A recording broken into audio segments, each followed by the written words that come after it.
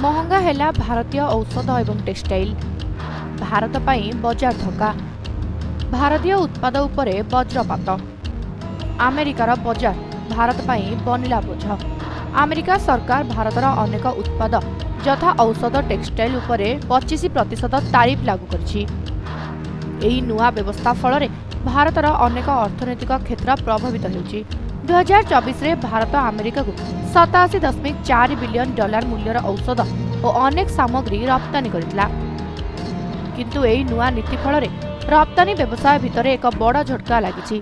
विशेषज्ञ माने कहउचंती जे एही व्यवस्था लागू हेबा परे भारतर अर्थनैतिक गति नाना असुविधा होई पारे। रप्तानी अर्थनीति रे 5 रु 10% ह्रास आसीपारे। भारतीय कंपनी माने अन्य देशर बजार खोलिबाकू बाध्य हेबे।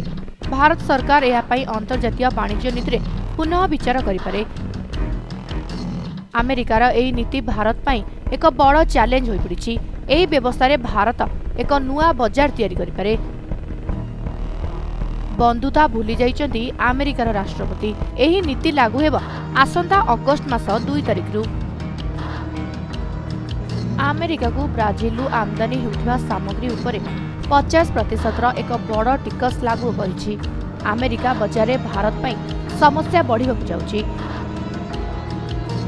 भारतर आईटी सेक्टर अमेरिका उपरे संपूर्ण निर्भर। जेतेबेले टिकसर प्रभाव अमेरिकीय बजार उपरे पड़िबो तेबे सेठी जिनिस गुड़िक महंगा होइजिबा फल एहार प्रभाव आईटी सेक्टर उपरे पड़िबो।